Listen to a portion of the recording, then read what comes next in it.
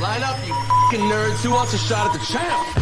They bring the heat. Francis Ngannou is the hardest puncher in the history of fighting.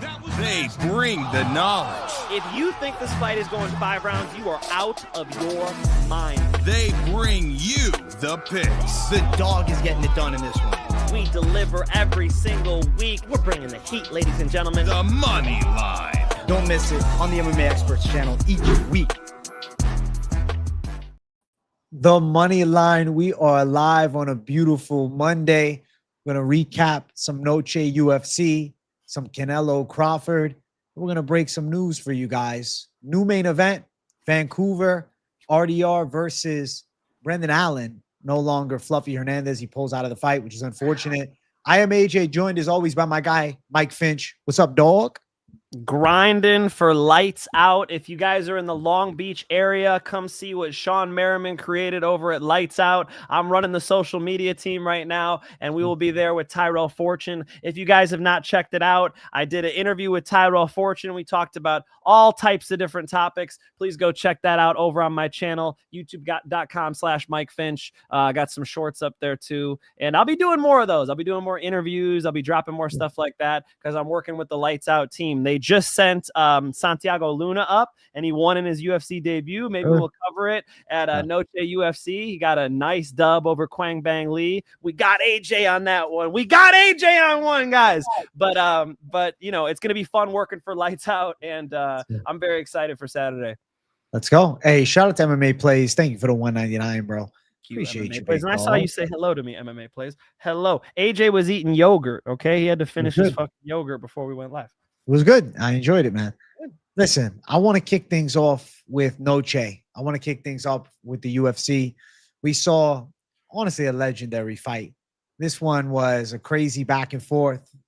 Diego Lopez stops Jean Silva, sends the fighting nerds down 3 straight. Violent spinning elbow into a vicious ground and pound. And a pool of his own blood, Jean Silva laid in as the referee saved him.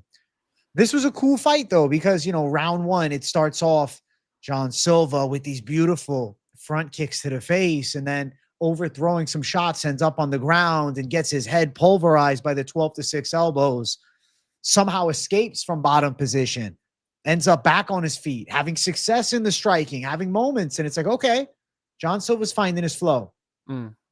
Things get testy still, not over. Round 2, Jean Silva was doing pretty well. Was catching Diego Lopez, had him buckled a couple of times. But what he did was he fought, I think, in an uncharacteristic manner, a disrespectful manner. Jean Silva is undefeated in his UFC rise, and it's been nothing short of spectacular up until this fight, which was a great fight. He was downright disrespectful in the way he approached Diego Lopez in striking. He gave essentially no respect. Jean Silva against Drew Dober was fighting off the back foot and countering the big shots, landing power attacks and spinning attacks, etc. In this fight here, he was actually backing Lopez up, but he was overthrowing. He was loading up. Every punch that he threw was to knock Diego Lopez out. And sure, he landed a nice few. But ultimately, in fighting in such an over-aggressive manner, I think that he completely overlooked the danger on the opposite side, and he ends up getting caught with a spin elbow and then knocked out. What'd you make of the fight? Diego Lopez. Wow. Was it not Aaron Pico versus Lerone Murphy? I mean, that was it. Aaron Pico over-aggressive. Lerone Murphy just patient. He knew this guy was going to come to him. Boom, throws the spinning back elbow. And by the way, you know, fucking Silva was looking for those spinning back elbows himself.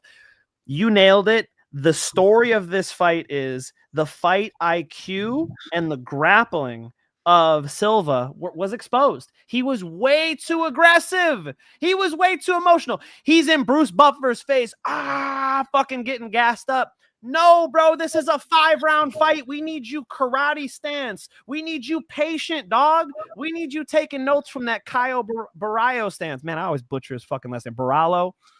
Whatever. There's this dude who's clearly Brazilian in my comments telling me where if the R's are in the middle, it's not an H, but if the R's are in the beginning, it's H.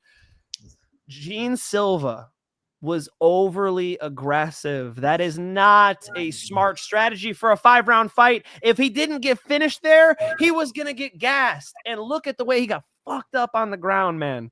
His mount escapes were trash, dude. He just tries to explode up, and Diego Lopez was a lot bigger than him. You know, I expected the height difference, but he just looked bigger. He just looked bigger. He has a great mount. You see the way he was using his legs, making it hard for Silva to stand up. And the reason why he got that takedown was because of the aggression, way too much aggression from the Brazilian, a very high testosterone performance, and it got him finished. So back to the drawing board for the Fighting Nerds. It's official. They're exposed. Yeah, the lack of bottom game was interesting, right? Diego looked like an absolute monster on top, just beat the shit out of him. He was lucky to escape that position early. And then he hit a nice stand up. He was able nice to underhook that leg and explode up, and then he pulled his shoulder out just in time, so there was no triangle. So I'll give him a little bit of credit, but the way he was getting grounded and pounded, bro. Shout out to Kevin for showing me this today. He told me to make sure to say shout out to him, right? He's throwing fucking elbows to the stomach while he's on his back. AJ mounted. Watch it back. Silva's throwing fucking elbows to the stomach of Diego Lopez. Silva, just tell us you're out of ideas. Just tell us you're out of ideas by the time you're throwing elbows to the abdomen of Diego Lopez as he fucking smashes the top of his head in. That was, you know. And then the flip side, AJ, he was landing like on the feet. Was it the second round? He was fucking landing on Diego Lopez, but you saw on the face of Lopez, he's like, you know what? I got to weather this storm.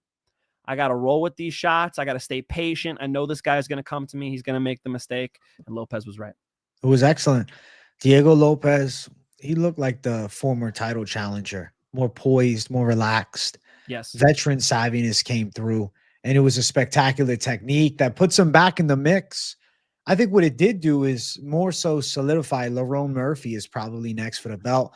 I said pre-fight that if John Silva wins more impressively than Volkanovski, then John Silva would be in the title picture, potentially jumping the line. But now seeing Diego Lopez winning, I think in a perfect world, we do Lerone Murphy, who's on a tremendous win streak, versus Volkanovski. And then I think Diego Lopez could fight somebody like Aljamain Sterling next, which I think is pretty high stakes, or a rematch with Movsar Evloev. Even a fight against Arnold Allen wouldn't be crazy. There's a lot of options, and I don't think he's going to need that much time off. Might be able to get in one more at the end of the year, seeing that he got this fight stopped in round number 2. Right? That's what he wants. I like that. Cool. I'm with that 100%. He said himself, by the way, he's like, I know he's like, if you're not going to give me the title shot right away, let's get one more. He already knows that he's supposed to get one more. Yeah, one more. I think you can't give him the title shot, like a rematch with Volk now, no. But if he got another win and Volk was still at the top, or even potentially Lerone Murphy, I'd be down for a different matchup if Lerone ended up capturing the title. Diego Lopez is top caliber. And you know what? A name I left out was him versus Yair Rodriguez would be a spectacle. They got beef. That makes sense. I like that. I like that a lot. Mexican savages. Yeah. Now, what do you think about Gene Silva? Where is he going from here? This is obviously the crash. 2 years Dagestan and forget. He ain't going to Dagestan, man. Maybe he'll bring somebody from Dagestan down to Fighting Nerds. Fighting Nerds has a wrestling problem. And Silva also had he has nice chokes. Like I was surprised actually to see just how little he had in the account, right? Yeah. Just the lack of balance he had in that account, Yeah. What are the Dave Ramsey's baby steps? Save $1,000, right? Get an emergency fund 3 to 6 months, right? Get out of debt. He didn't have the emergency fund. He was not ready for the emergencies, right? When you're fucking mounted, that has to just be your bread and butter. You got 3 escapes that are money for you. He had 1, right? Yeah. That didn't work like 4 times. He just tried to explode up. He'd fucking buck his hips. Yeah, Lopez was going to ride that horse all day. So quarter guard escape, can I get a kipping escape? Whatever, right? Finally, he underhooks the leg and explodes up. But there's a big problem in Fighting Nerds with the grappling, and more specifically the wrestling, AJ. I mean, Rufy, right? Kaio couldn't get the takedown. You're seeing a very aggressive Gene Silva. Okay, if you're going to be that aggressive, you better be able to wrestle right back up. You better be able to scramble. He wasn't. He wasn't able to.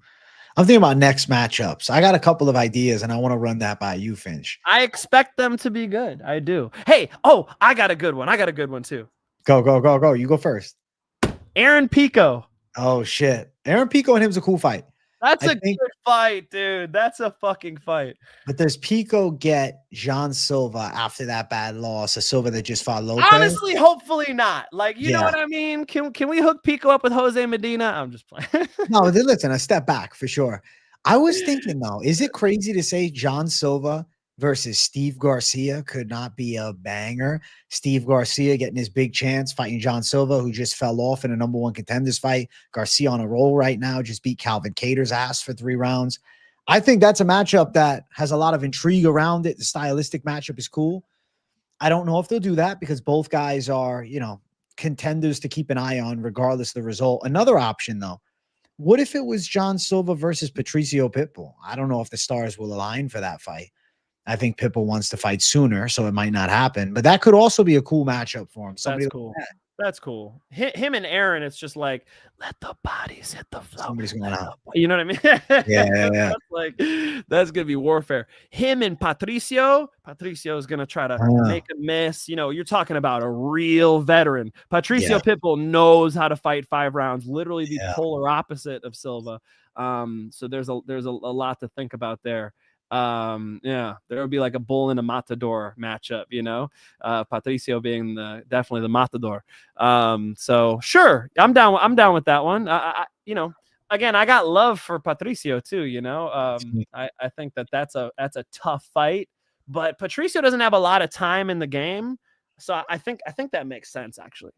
Trading Champ, thank you for gifting 20 memberships. And hey, I know you had asked me last week, Finch, man, you going live after this stream?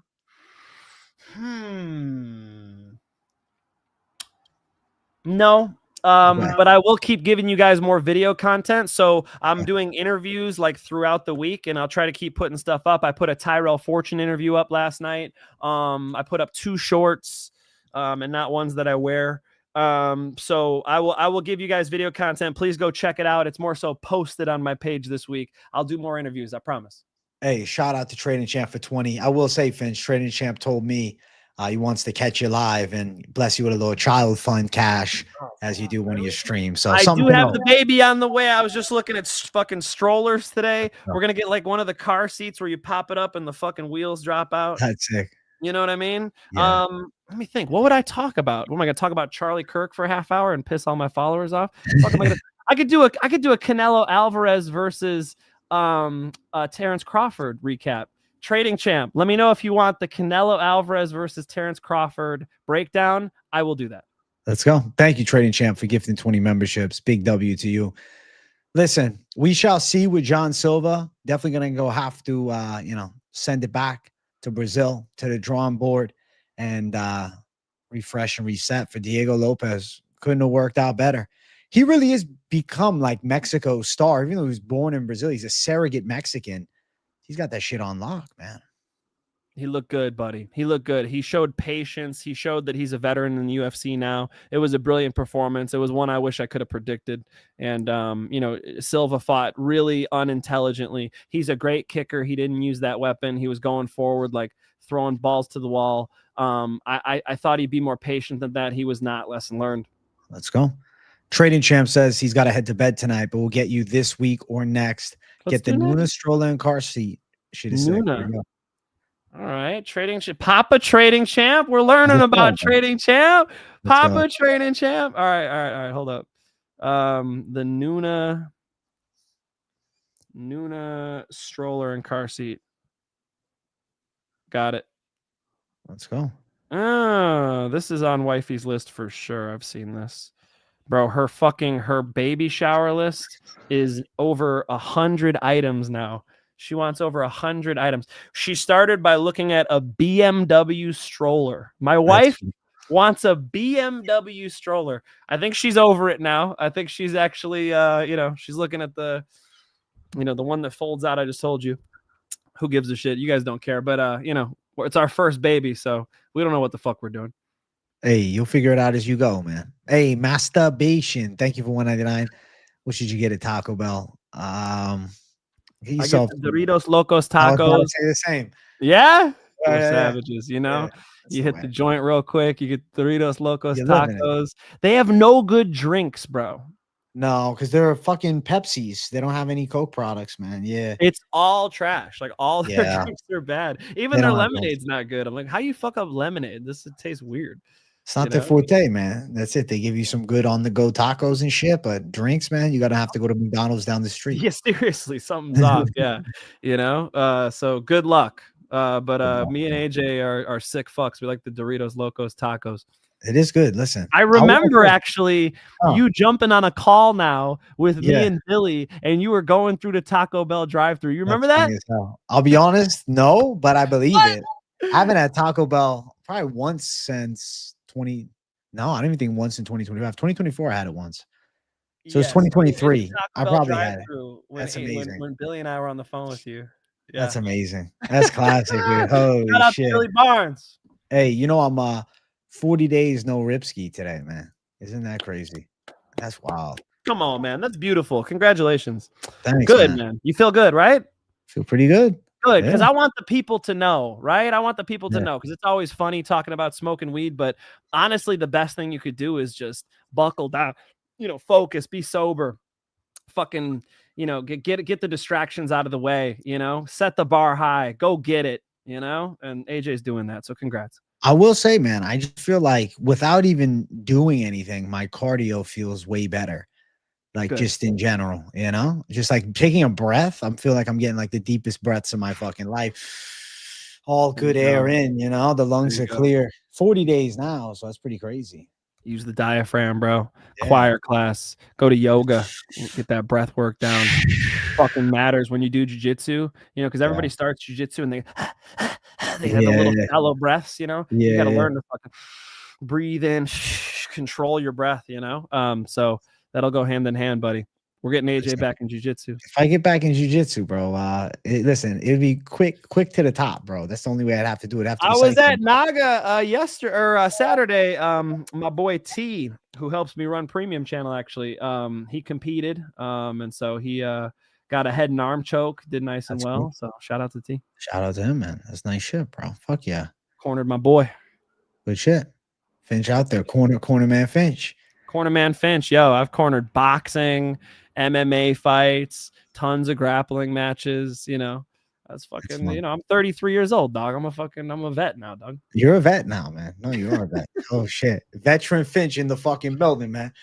Man, I got my stripes. Earned my motherfucking stripes. Let's go. So, yeah, it was good. I saw some AOJ guys compete. They smashed. Naga tournament's a great one when you're just like an amateur. You're new to grappling and you just want to. Dabble, it was great for me as a kid. My first Naga tournament, I was 13 or something. It's on my YouTube channel, actually.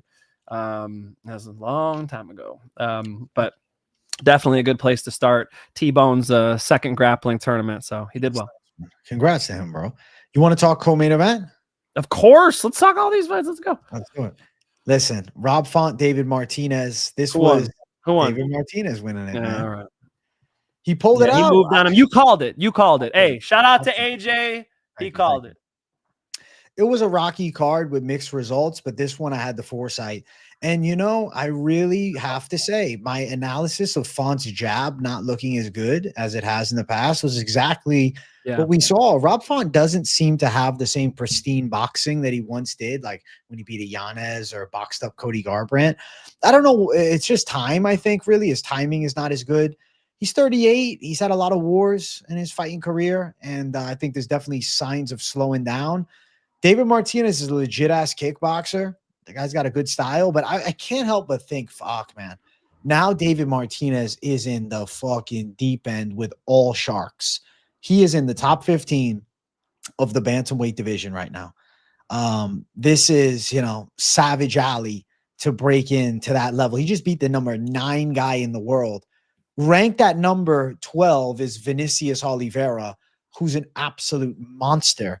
And a fight between him and Martinez seems probable. I think that could be a cool matchup. We'll see what they end up doing. Another matchup could be Marcus McGee. But like now he's fighting some prime guys. Rob Font was that one guy with a number next to his name that was past his best days. Now it's like, all right, maybe you give him Kyler Phillips, who lost to Rob Font. That could be a match if he wins. But when I'm looking at the top 15, I'm thinking, shit, I can see Martinez getting like, ranked too soon. That's really the truth of it all. It's like breaking into the top early, too early. There's Even some negatives to it. good. Yeah, I think there are some Yeah. negatives to it. I don't feel like if you told me right now we got David Martinez versus Marcus McGee, as good as he is, I don't feel like he wins that fight. I don't know. Marcus McGee and David Martinez. I like his mobility and his kicking game, and he's got some takedown threat too. That's a good fight. I think that's a close fight. I think that's a good fight. But I hear you. Yeah. So the negative of stepping up on short notice and catching a nice dub here is that you could get too fast tracked, right? So that might be what happens, because I don't think they're looking at him as like this like blue chip prospect that they need to really take care of. The first fight of the night, Alice Pereira. She's not ready. He wasn't ready. She wasn't ready. And so I think they'll have to do some type of developmental program for her. Yeah, Maybe send her to LFA. Like, I don't even think she should be in the UFC. Yeah, they should. I don't even. They should just done a developmental deal. I think that was a big mistake. It was bad. She ran away the whole fight, and bro, she showed some weapons. Like Alice, she did that jump flying switch knee. Like, oh shit, she's got some tools, but there's no cohesiveness to her game. She couldn't set traps. She was just kind of whipping shots out there every now and then. She's got some athleticism. There's some takedown defense. There's some fruit for sure, but it's not. She's not ready. You took it out of the oven too quickly. Yeah. And so I agree with you. Your take on that, which I did see, is completely valid. She's an LFA fighter, not a UFC fighter. Yeah. Well, we'll see what happens with her. We'll see what happens with Martinez, but I think it's safe to say Rob Font is on the downswing, but I have a perfect fight. Why don't we do Rob Font versus Davey Grant for the OG fans? That's a proper fight. Two guys in their 30s that can still mix it up. They won't. They're gonna feed them prospects, They're gonna start having Rob Font and Davey Grant lose. You watch, because this is how we do it. Na-na-na-na-na. They're gonna start fucking, they're gonna have I don't know. Yeah, they're gonna have who's the kid who lost to Charles Johnson? They're gonna have him bounce back, A different weight class though for him. Yeah, for Rob Font. I mean, bro, I don't see him ever being in that like title contention picture again. I think they're gonna give him some death sentences, Yeah. We shall see. Nonetheless, good fight, good win for Martinez. Fight before. Jared Gordon got hit by a car after the weigh-ins. Didn't disclose that. I did say to the chat when I was last, man, he's got the knee wrap on. There must be some type of injury. I did not know at the time. First thing I hit by a car. That's fucking crazy. Yeah. And still goes in and fights and has some moments. Ends up getting knocked out in the third round pretty badly though. Which I think, a bit of a mistake maybe. Taking it. What do you think about that? We're in the highest level of MMA and guy gets hit by a car. What do you think? It's such a strange one. I trusted Jared Gordon to win this fight, and seeing that knee brace, I was already skeptical. And then watching the way he was moving, bro, I had no idea even during the fight. I was saying, I'm like, I think he's injured. And then I did my post-fight show after, and I still didn't know he was in a car accident, and you guys could go watch it. I'm like, I think he was injured. And then as soon as I finished the fucking show, I read the comments, the live comments, like, yeah, he got in a car accident. I looked it up. Turns out it was true. So, and then I saw Bilal Muhammad's tweet, that he was in a car accident. Would have been nice to know that when we bet money, that would have been good.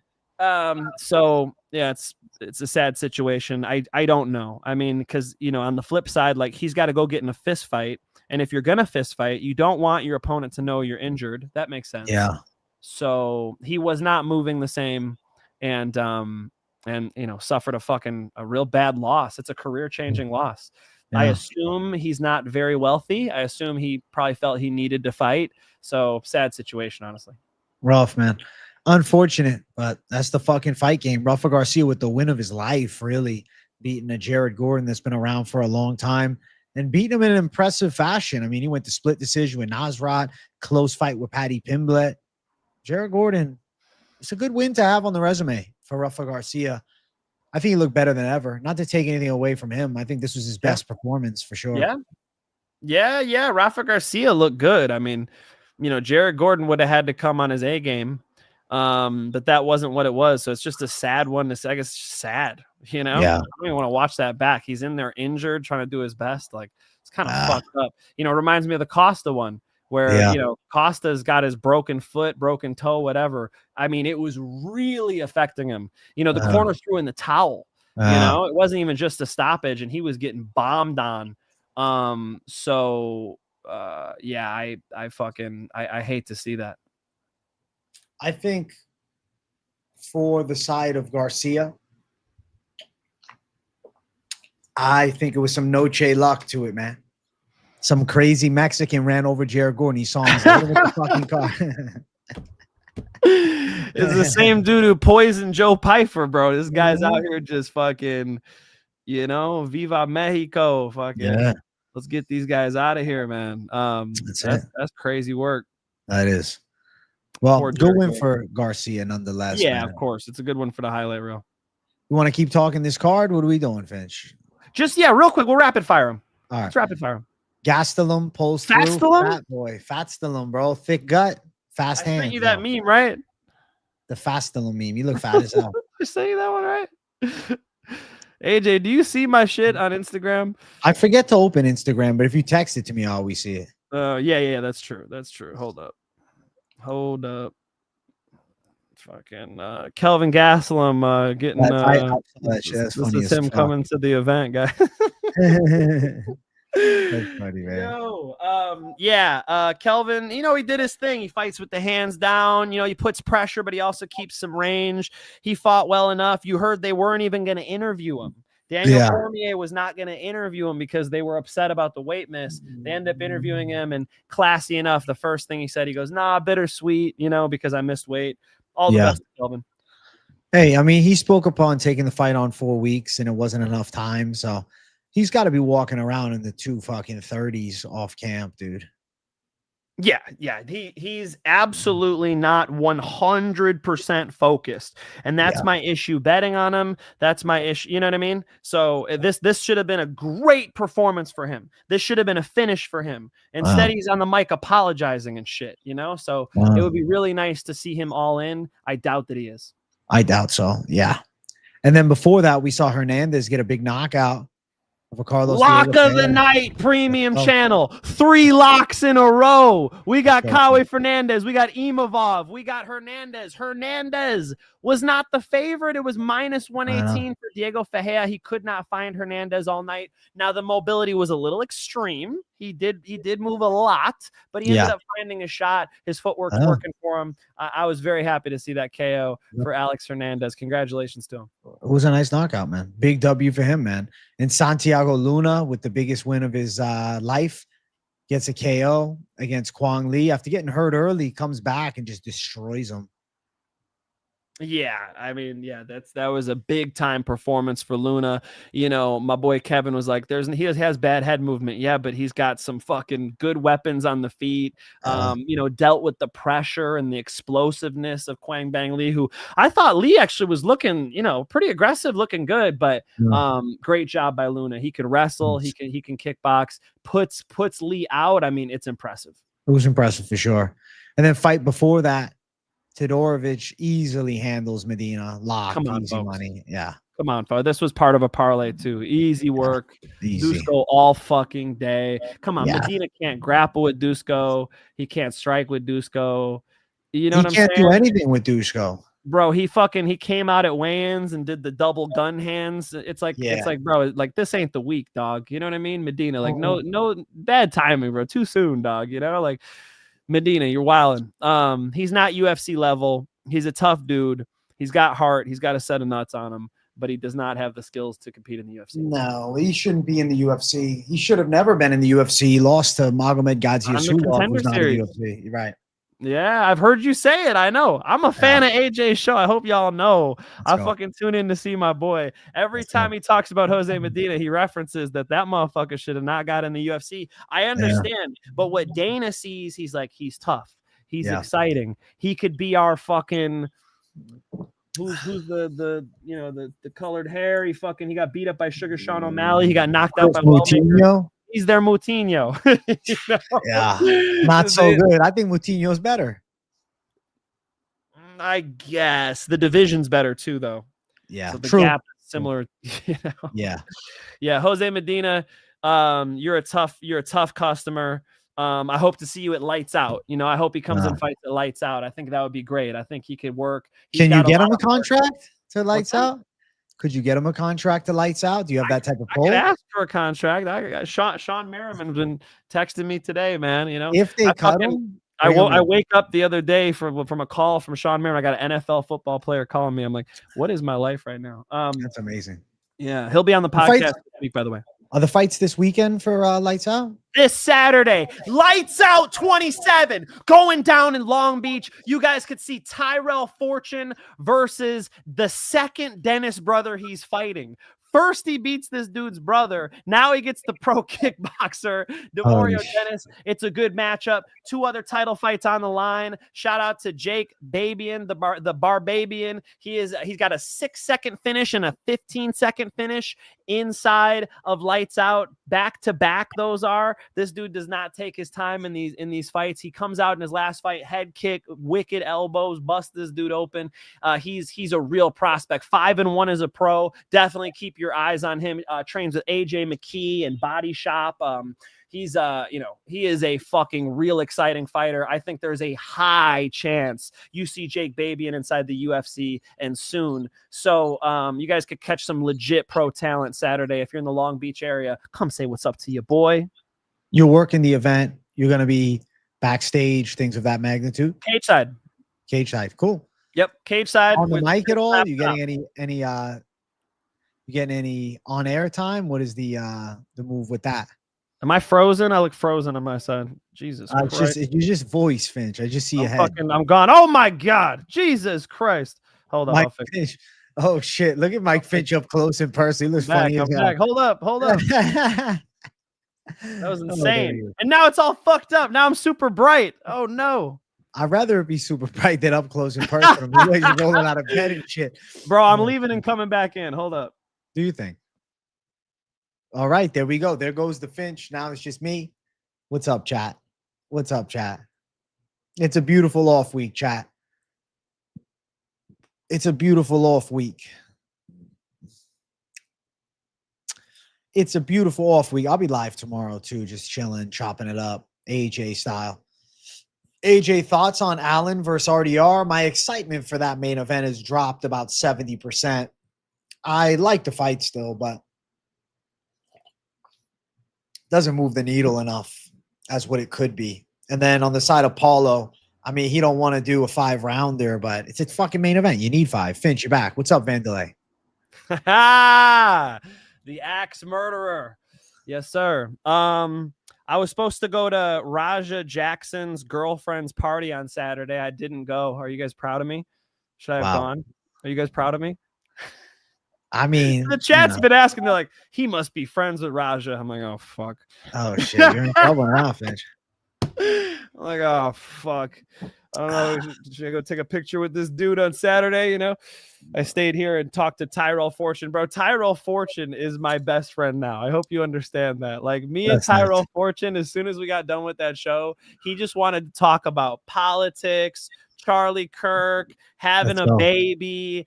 Fucking, I'll leave some topics out. It's between me and him. AJ, we talked for literally like 2-3 hours, dude. I hung out with Tyrell Fortune. Holy shit. 2 hours, let's say. 2 hours. Legit 2 hours with Tyrell Fortune, just kicking it. I'm like, yo, I'm gonna actually start my YouTube show here. He's like, all right, cool, but hey, and then we just stay on for another half hour. Nice. He's a good dude. He hits me up. He's like, you know what? He's like, I'm gonna be selective about who I do interviews with. And he's saying, I'll come back on, which is awesome, man. Cool. He's 35 years old. He's beaten the who's who outside of the UFC. He's got some fucking solid wins. Now he's trying to make a UFC run. He's like all in on it too. He left PFL on purpose. He is laser focused on getting to the UFC. I hope they sign him. The heavyweight division could use it. With Tyrell, he fought Daniel James, Chicago's finest, right? He fought Daniel James. Okay. He got caught with that big ass uppercut from that big ass boy.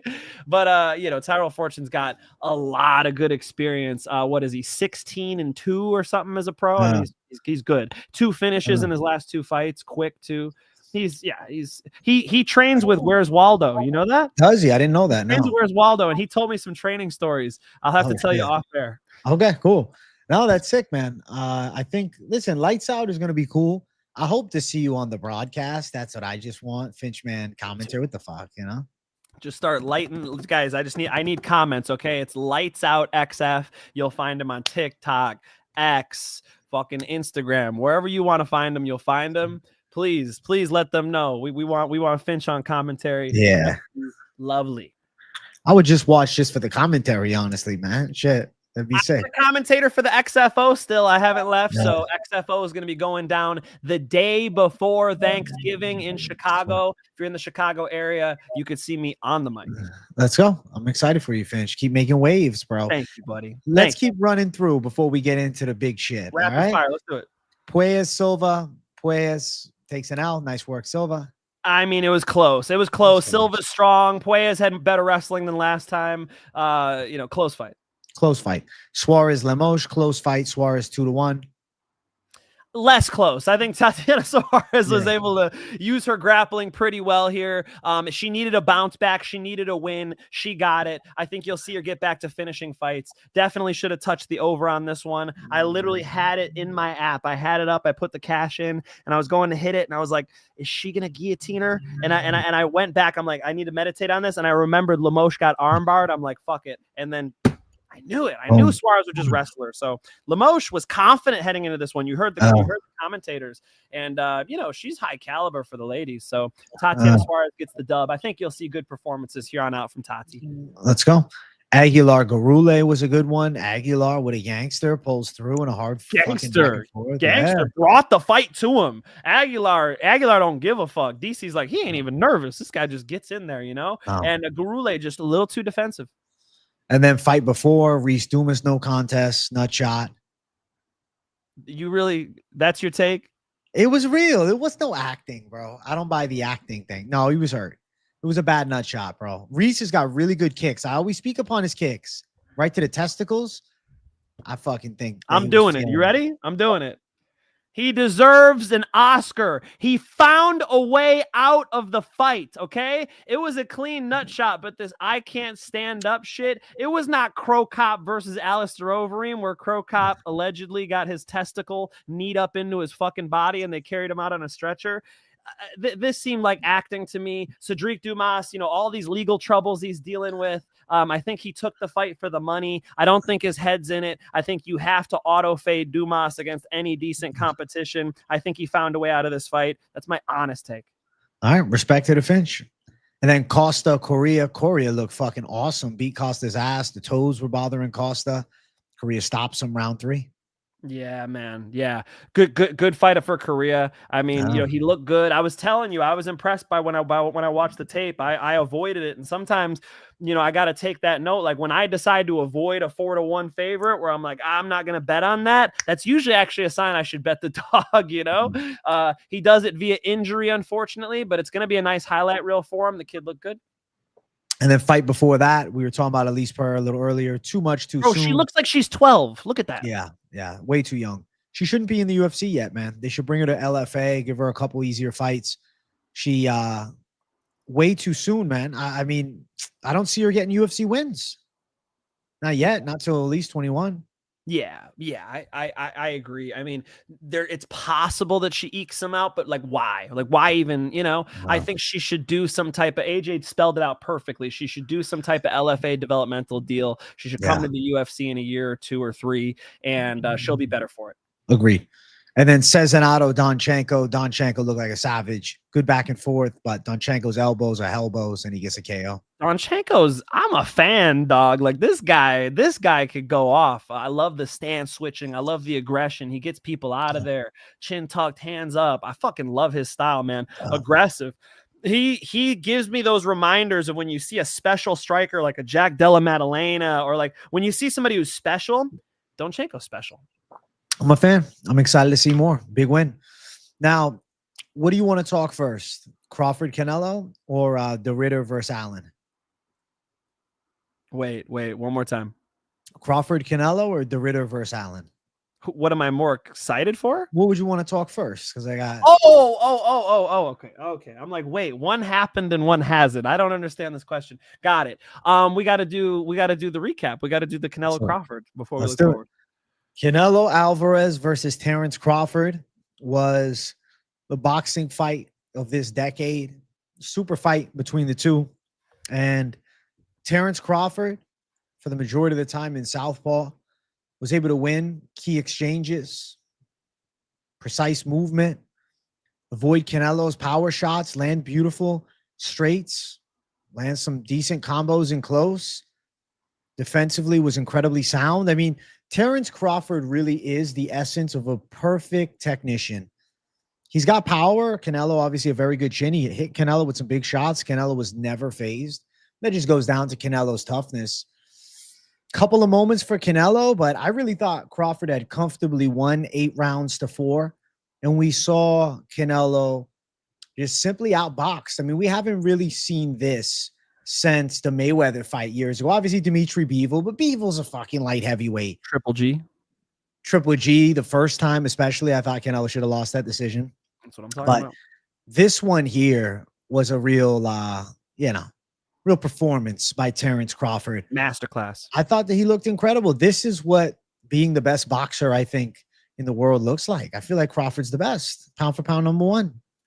Crawford used his footwork all night. You saw he reduced Canelo to throwing single punches. Canelo had no confidence in throwing combinations because he knew he was going to miss. I have felt that, when you're going with a high-level pro boxer and you let go of a right-hand left hook and you just hit air and you get jabbed, you're like, oh my God, like this guy's a ghost. I can't find this guy. And you saw him try to apply pressure. It wasn't working. You saw Canelo getting frustrated in there, and you saw Crawford. He has this slight lean forward so he can move with great balance, and he's never staying right in front of you. Only in the 6th round, he came out and he started pressuring Canelo, and you saw him started throwing more combos, getting in Canelo's face. Canelo started kind of biting down. Canelo might have hit him with like one shot, and then Crawford's like, okay, I'm back on my bike.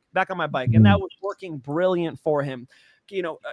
Terrence Crawford is really special when it comes to energy management. This was a masterclass in energy management. When this fight ended, he did not even look tired to me. I think you could put a fresh Canelo in there and he could do it again. I'm dead serious. He's so relaxed when he boxes. And I like the strategy too. You saw he would throw he's southpaw. You saw he would throw the rear hand first to get Canelo to look at it, and then he would hit him with the lead hand. He put the jab out there so Canelo would parry, and then he would hit him with the hook. Some of the combos he was throwing, it's like he doesn't quite throw a jab and it's not quite a hook. He doesn't, it's not quite an overhand, but it's not quite a straight right. You know what I mean? Yeah. He mixes up his shots at these different angles that are just unique to Bud. So it was a brilliant performance. It was very masterful. The only real criticism is he didn't get close to getting a knockdown. He didn't get close to, really getting some great highlight. I mean, everybody keeps posting the big cross where Canelo rolled with it. I mean, do these people just not understand boxing? I feel like there's some people who they don't understand that Canelo's rolling with that shot. Like Canelo didn't want to, he would have rather actually rolled under it, right? But as he's getting hit, he is rolling with the shot, which takes the kinetic energy away. So his brain isn't fucking bouncing around his head like a ping pong. What do they call that? Pinball. Ping pong. That's fine. Listen, it worked. Not what I meant. Okay, thank you, AJ. AJ's got my back, even if I fuck up. That's my boy. I was really, really impressed by Terrence Crawford. So much so that I wrote down my favorite combinations, and I had my student Will today training him my Crawford combos right there. I literally just picked out my favorite combos watching the fight, and I broke them down, and we trained them today. It was a brilliant performance and a masterclass in footwork, in combination punching, and in just being relaxed and having great energy management. Again, the one criticism, and I said this to my boy Matt Evans, and he says I'm crazy. Crawford's got no power. I know he's gotten knockouts. He got knockouts when he needed them late, but he didn't have to. But it would be entertaining to see him try to put Canelo on the floor. I really don't even think that was the intention. He's a great round winner. Honestly, bro, 8-4. I think that's charitable to Canelo. I think it was 9-3. Respect. Listen, I think that Terrence Crawford is the man that would have solved the Mayweather puzzle. I really think that if you would have matched those two up at 147, he's the guy to beat Floyd. Obviously, it's hearsay. It's never going to happen. We'll never know for sure. But I think you don't want my take on that one. You don't want my take on that one. That would be Floyd Mayweather versus Terrence Crawford would be the worst fight to fucking watch, okay? Yeah. It would be great for boxing nerds like us, right? It would be great for, anybody who really loves to see a good jab. Anybody who really wants to see somebody really high behind the shoulder well. How many fucking feints and what I mean? Like, those guys would never get into a fight. That would be a 12-round sparring match, no matter how many times you ran it. It's just the way they match up. Like you put Canelo Alvarez in there with a Floyd, and especially with a Terrence Crawford, you get a fun matchup because Canelo knows he's got to put the car in drive, right? Yeah. He knows he can't sit on the outside with Crawford. He's gonna have to go to him. Crawford's arms look so long in there. They are long, man. Holy shit. Like he's relaxed. I said he leans a little bit forward, so his elbows are there to block. Like he never really has to move too much for defense, and it helps him so much because his footwork is perfect. He's the best. Listen, he's the best, simply the best. And I think this win, I mean, if he retires, whatever, he's had a legendary run. They could definitely run it back. A rematch would still sell. Now, I have an interesting question for you. How do you feel about MMA fans' viewpoint that tuned into this and felt a genuine sense of boredom? They felt like, oh, boxing is just not fun. Is it a desensitized, aspect of it from fans? Because let's be real though, with MMA, there's such a variance, right? You can strike, you can grapple, you can clinch, you can kick, you can punch, you can knee, you can elbow, and shit happens at a rapid rate. Diego Lopez is losing in moments, and he gets a spinning elbow KO. Versus, in a fight like this, and on many of fights on the card, right? You saw action and moments, but, one guy seemed to have a bit of a lead in all of the fights we saw on the main card. What are your thoughts on that, Finch, as somebody that's big in the combat sports game? It's a different sport. You have bigger gloves, which changes things tremendously. You have far less weapons, which changes things tremendously. I'm going to answer a question you didn't ask me first, and then I'm going to get to that. Okay, the one I see that peeves me, you could Google that word. You could chat GPT peeve. Not you, I'm saying the fuck. Yeah, for sure. AJ's well read, okay? AJ don't need to fucking. The one that grinds my gears is people will go, boxers are just so much more skilled than MMA fighters. It's not even comparable. Boxing is the level is so much higher than these MMA fighters. Bullshit.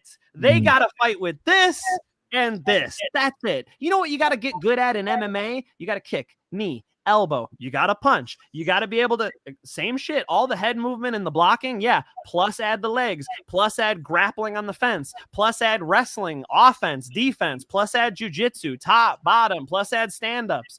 There is just so much more to learn and focus on in MMA. The Rolodex of techniques are so deep in MMA. I mean, you want to talk about you can never stop learning. My God, can you never stop learning in MMA? I mean, there's always something to get better at, right? People say that about jujitsu. That's just a little aspect of MMA. That's just one aspect of a much broader game. So in mixed martial arts, the dynamics of the fight are so much greater. You have so much more to worry about. It doesn't look so technical to you because we're not playing in this narrow game of chess. We're playing in where I can have thousands of options of what to do, right? And so that's why you don't tend to get such refined specialists, but that doesn't mean they're not as skilled. Their skills are fantastic. Okay. I mean, you know, I know Terrence Crawford has wrestled, but I bet he doesn't know what a go-go plata is. I bet if you threw a leg lock on him, he'd be like, what the fuck? You know, so there is a lot to learn in MMA. You got to respect the MMA fighters. For sure. What's the next point? I completely agree. I mean, yeah. That boxing is not going to be, it's not going to be as much of a fight, you know? You'll So get boxing, some of that. You'll get Tyson Fury versus Deontay Wilder. Yes. Oh, shit. You know, you'll get, you know, the Mike Tysons and the fucking, I mean, there are exciting boxers to watch, you know, for sure. I've never watched a Miguel Cotto fight where I'm like, that sucked, you know? I mean, there's great boxers to watch. There's generally Canelo Alvarez, right?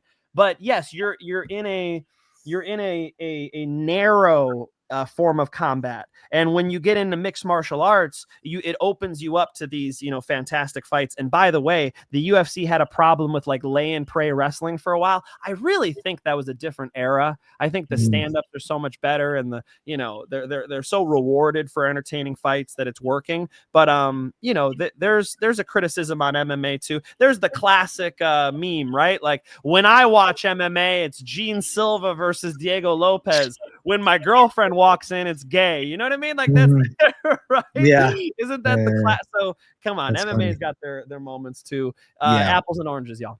Yeah, for sure.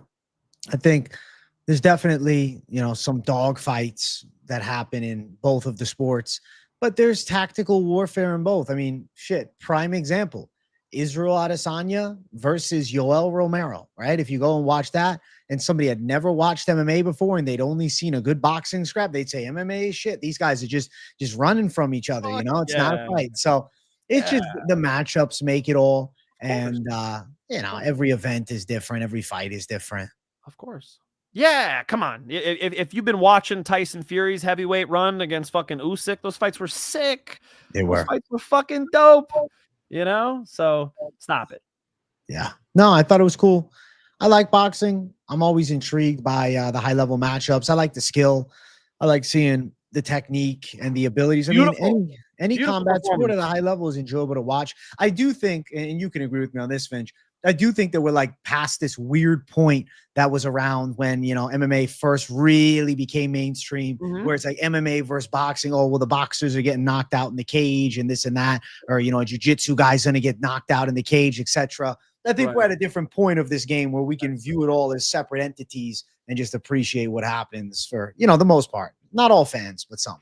Absolutely. I mean, MMA was in its infancy in the early 2000s when I was a big fan. You know, I watched when Pride first came to Las Vegas. I was watching live, you know, when Affliction was around and Andrei Arlovsky was fighting Fedor. I had my fucking, you know, I had my Andrei Arlovsky t-shirt on. I was fucking gassed up. You know, I was wearing my Chuck Liddell shirt when Rampage was walking out to fight him for the title. You know, like I was a big fan then. The sport is just, I mean, leaps and bounds ahead of that. In some rare instances, it's not, you know, the fact that Tai Tuivasa is still the number 11 ranked heavyweight is fucking crazy. You know? Crazy, yeah. But, you know, besides for, I mean, you look at an Islam Makhachev and an Ilya Taporia, you look at a Jack Della Maddalena and you go, this is a whole other universe. Yeah, for sure. I look forward to watching some more high level fights, not this weekend, but next week. To be fair, though, Contender Series is pretty good tomorrow. There's you know who's fighting on Contender Series tomorrow, Finch? I wish I did. There's a 6'1" bantamweight on the card. 6 feet 1 inches tall, Maxon Lee fighting. And this is one of the weirder builds. He's literally like a scarecrow, stick figure. And he's good. He's good for sure. He might end up getting knocked out. His opponent's pretty solid, but gonna be cool to see. Brazil. Yeah, Brazil. He's on a nice little streak here. Yeah, submission guy, eh? Mix, but his striking's good too. Gotcha. Nice, His last nice two uppercut, opponents have good nice kicks. records in LFA. Yeah. I'll be tuning in. Contender Series slaps, man. It does. Yeah. Generally, you get good fights. I mean, they know it's on the fucking line. Like they Wow. they know what it is. You know, Wow. it's a great way to see who's got it. You know, and they got to get nervous and they got to go through it, and you see who shines under the lights. You know, I love it. Let's discuss beyond Crawford Canelo. Let's talk about the biggest MMA story of this day, really of this week. Rainier de Ridder was scheduled to fight Anthony Fluffy Hernandez next month in the Vancouver main event. Badass fight night. Fluffy out, Allen in. I think it's a substantial hit to the hype on that fight. Mike, we were talking about the Ridder Fluffy winner potentially fighting for the belt. For the title. It doesn't have that number one contender aura about it. Still a cool matchup. Brendan Allen coming off of a W against Marvin Vettori.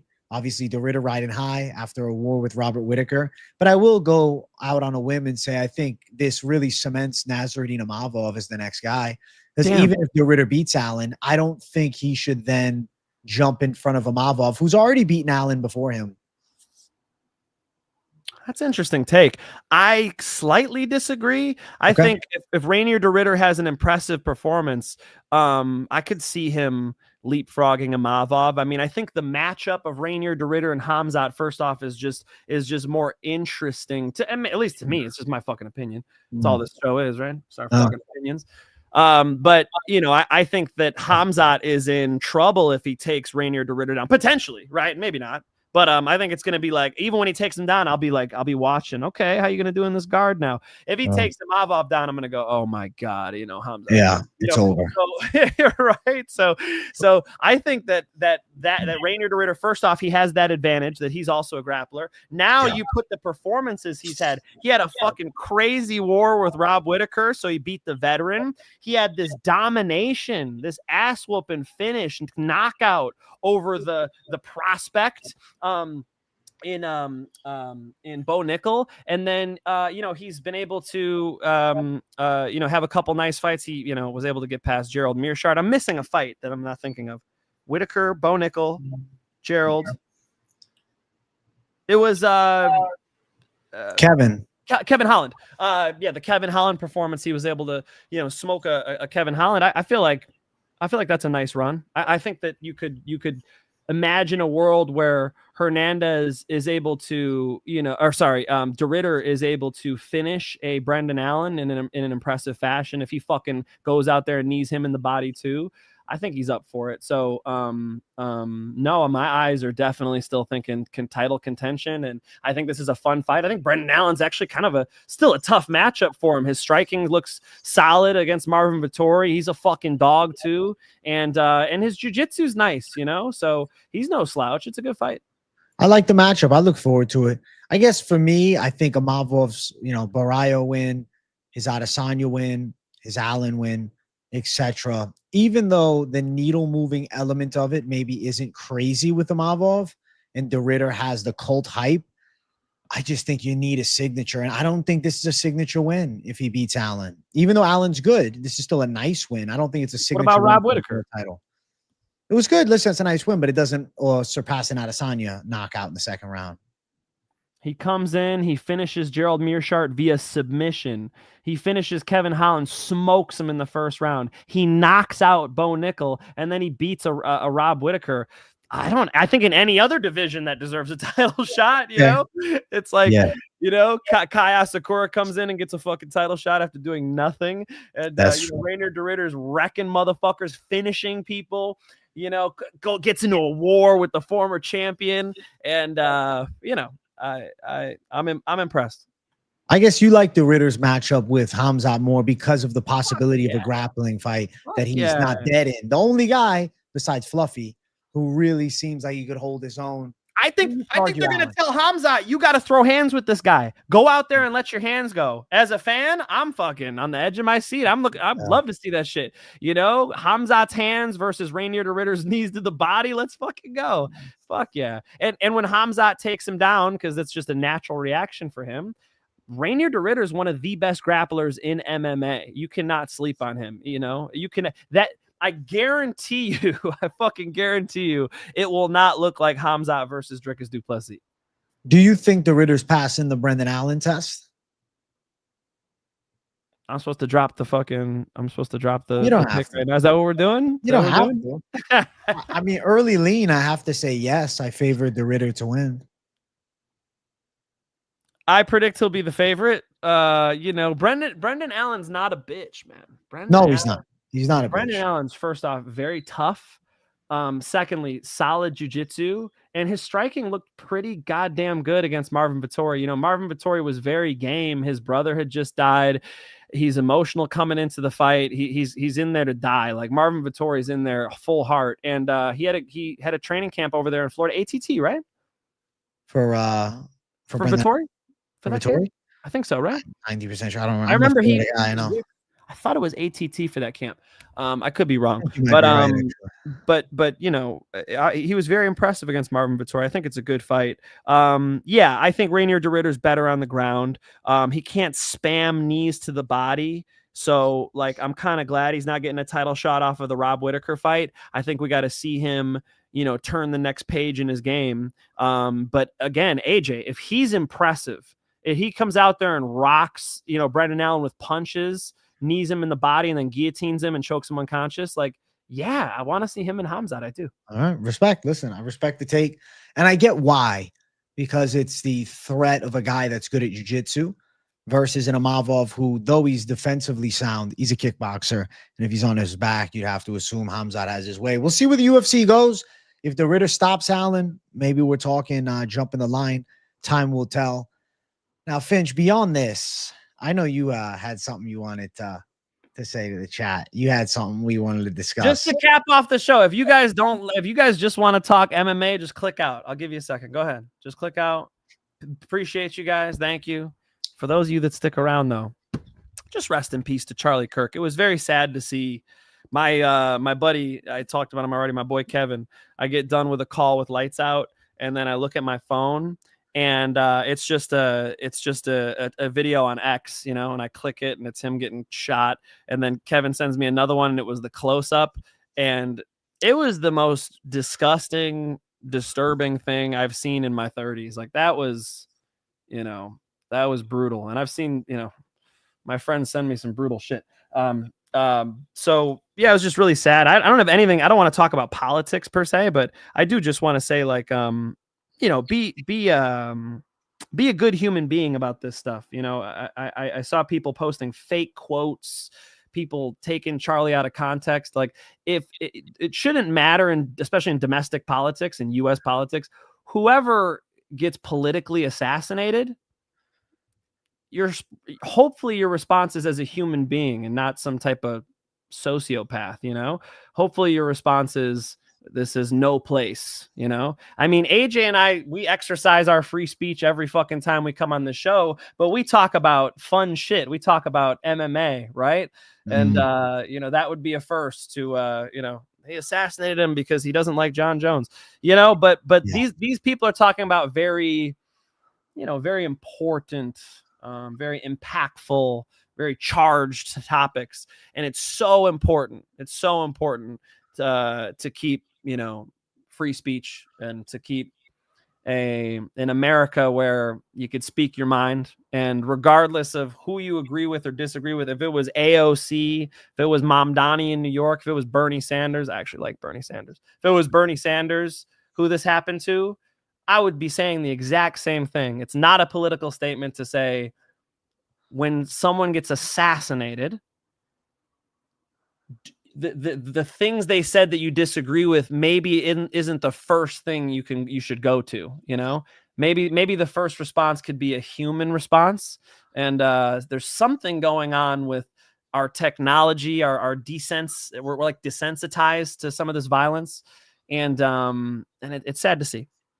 It is sad to see. There's a desensitized element. I think it's like you know, it doesn't even seem real, right? We've seen so many deaths in video games and movies and shit online that the impact of the, you know, actual event doesn't necessarily hit those that have positive reactions to such a thing. You know, it's very strange, right, to celebrate the assassination. Jesus Christ. I mean, anybody celebrating, right?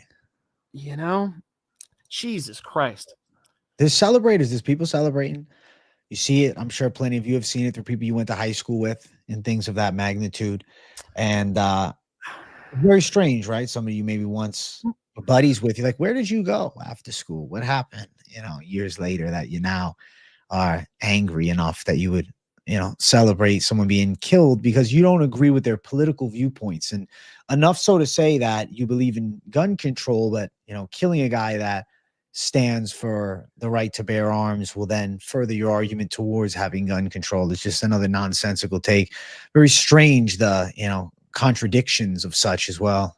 I mean, how much has that quote been posted? This quote from Charlie about, you know, an acceptable number of gun deaths. I mean, you've got this guy talking for thousands of hours about controversial topics for years.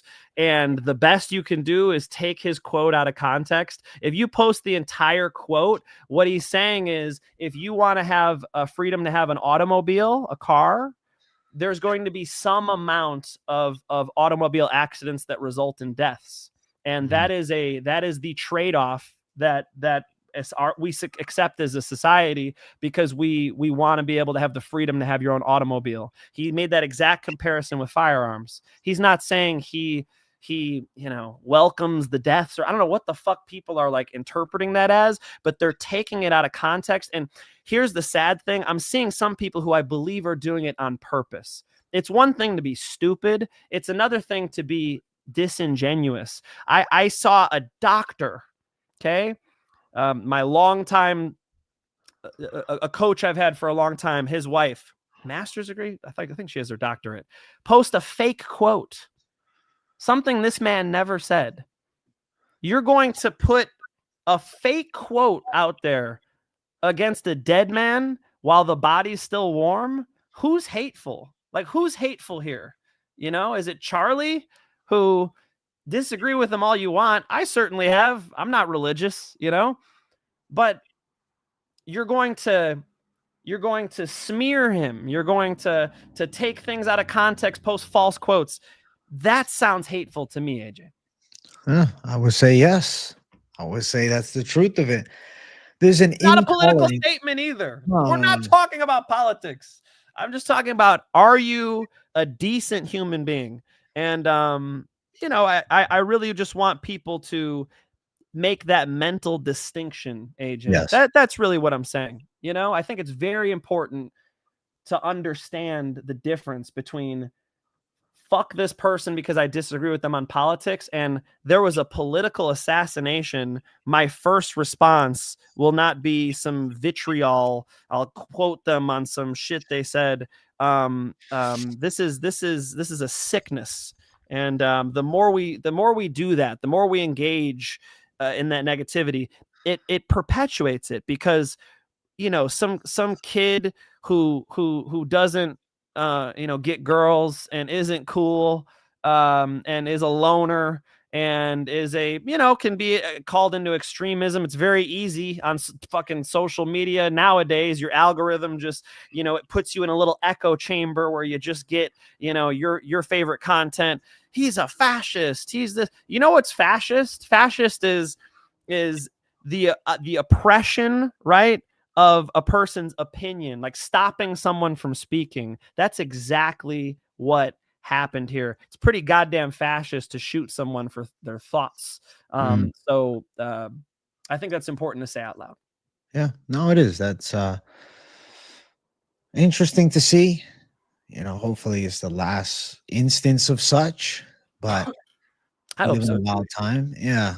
There's a bunch of sad shit in the world. Yeah. I mean, you know, I've seen, you know, there's a friend we have who's like, she said something like, you know, how could you post about this right-wing extremist when, you know, there's this war happening in Gaza and, you know, there's this school shooting? Why aren't you talking about that? Well, that's easy. I mean, that's an easy response. It's because we know Charlie. You know, he's famous. You know, I've heard him talk. I know who he is.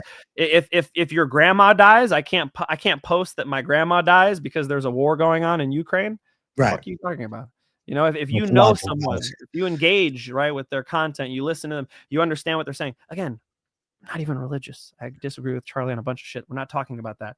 What I'm talking about is you can choose what you want to engage with and talk about and what you think about. That's not wrong. It's not wrong to what I'm supposed to fucking give all you guys my opinion on Israel and Palestine. I'm not a fucking expert on Israel and Palestine. Probably more than, most of the people who would tell me that I have to talk about it. Right? It's like what I'm supposed to have some opinion about Donetsk, right? So I feel like that was important to say. I know we're an MMA show, but this hit struck a nerve this week. It was pretty bad, and I don't want to see that in this great country. I love America. I love America. Our First Amendment, this American experiment we have, where you separate the church and the state. You separate the powers into judicial, legislative, executive branches. You guarantee the people a Bill of Rights where they have those, enshrined as fundamental. These sound like basic ideas, but they're really revolutionary.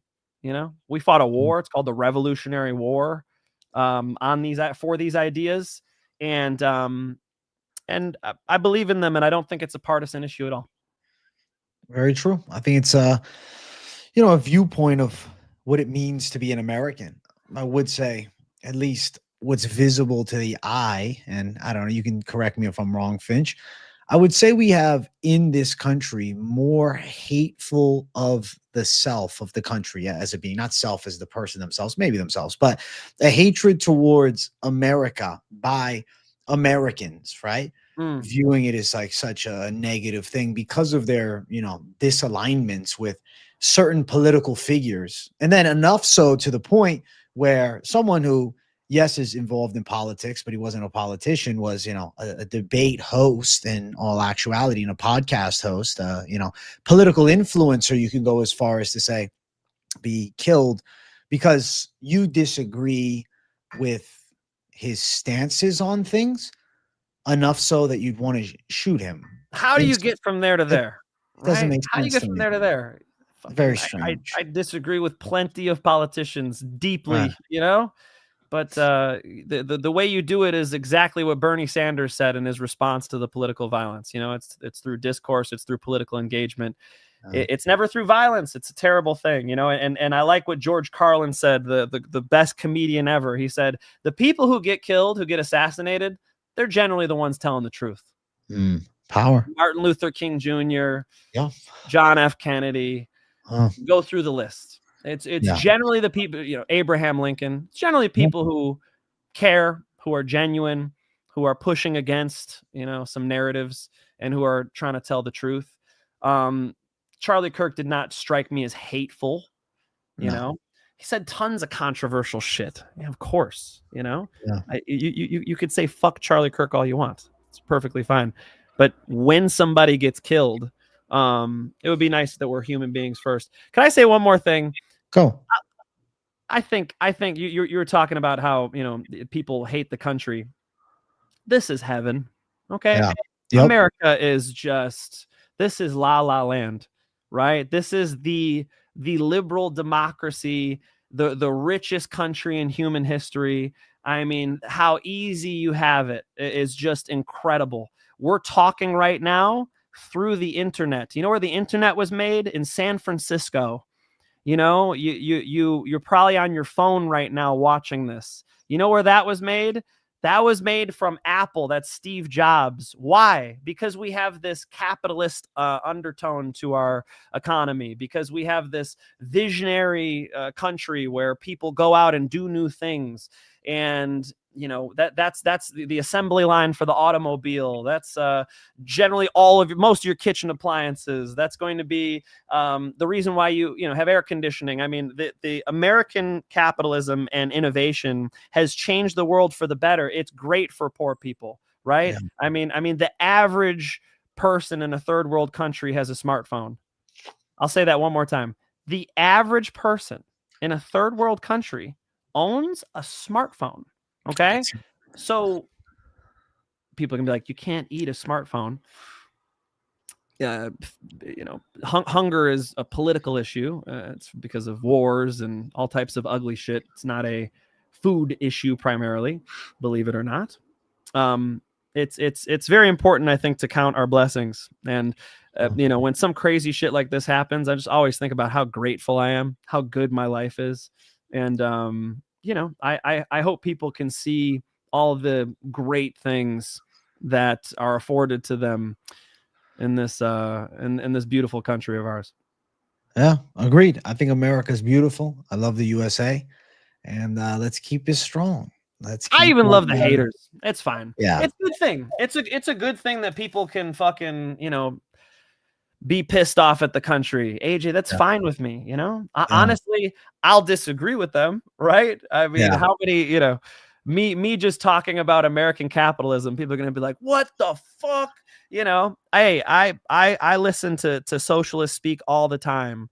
This Zoran Mamdani dude in New York, I've been studying him. I listen to him. He's got these ideas of government-run grocery stores and free buses, for New York.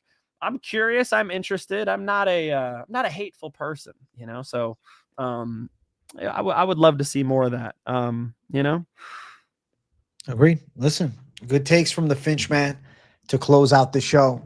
We let it be heartfelt. How many people have I pissed off? Let's see. How many people? All right, we're looking good. We're looking good. Appreciate y'all. That's cool. Somebody's gonna hate this in the comments. This is not a political show, y'all. We're not gonna do this normally, okay? Listen, me and Mike Finch might have to start a political show on a different channel. Yeah. People have been saying AJ for president, and I think I could go VP. Yeah, listen, we can make it happen. Somebody was telling me I should start a political show called Under the Cap, and I should be doing all my politics talk and shit like that. Oh my God. I've thought about it too, but it's not something to dabble in, like you have to dive in like we dive into this. Yeah. You can't just fuck around and kind of know the issues. Right. Which, by the way, I spend a lot of time on politics, but it's like, it's like Joe Rogan said for MMA. He's like, my advice to people when they like, I want to try MMA. It's like, you do it or you don't. Yeah. You either fucking train 6 days a week. You're dead serious. When you're home, you're watching tape. When your body's not sore, you're making it sore. You're working. You're baptizing yourself in martial arts. Or don't. It's not something to dabble in. No. And when you're dealing with something serious like, the Israel-Palestine war, the war in Ukraine, even domestic politics, it's something I would take very seriously, not fuck around. It's a lot it's fun to talk about fist fights. This is not so serious. Those issues are serious. And I for people who want to know, why do you talk about Charlie Kirk and this, but you won't talk about, what Putin's doing in Ukraine? That's why. Oh, good take. Listen, Finch, you're on point. It's golden Finch time. A lot of people really like your takes. I do too. Chat. Make sure you guys hit the like button if you're watching and enjoying the off week. We're back on business next Monday with the usual predictions. I will have live streams, news reactions, etc. throughout the week. I'll be doing a fight companion tomorrow evening for Contender series. So a lot of shit's coming. It ain't over till the fat lady sings. We got a lot of shit coming down. Damn, it ain't over. And I'm looking forward to getting on this 9-week stretch, Mike Finch. I will be on business. Next week starts the 9-week stretch. Is that right? Thanksgiving, yes, brother. God damn. We got 9 weeks on. Thanksgiving, I'll be in Illinois. We're gonna have to figure out that show. Actually, Thanksgiving is interesting for that week because there'll be no UFC that weekend. Okay. So maybe the Monday before we'll do a recap, and then that following Monday, I'm actually going to be getting back from a cruise. I'm going Friday to Monday, so I'll probably be available that night. I think what I'm going to do is post the predictions a week early for the chat, and then just enjoy my vacation there afterwards. Hard working man right there, ladies and gentlemen. AJ DeVito always grinding for y'all. Show him some love. Hey, thank you. Thank you to the Finch. Thank you to the people. Thank you, buddy. I think that's good for us too, Finch. You got any final words? Time for dinner. If you guys want to see who I bet on, DM at Mike Finch Show on Instagram. That's premium channel. Nothing this week. It's an off week, but I will, I will definitely carry on. And, I want to get a nice lock streak going, 3 in a row. We got to keep it running. And it'd be nice to know next time somebody gets in a car accident, I got to sink my hooks deeper, bro. Great show tonight. Thank you guys. Appreciate the love. Genuinely, I do. Love you guys. And it's always good to see everybody every single week. Let's go. Thank you guys for watching. Check out my Contender Series breakdown. If you guys haven't seen it, it is on the channel now. And I also have it pinned at the top of the live chat. So give it a watch. See you guys later. Peace out. Good night.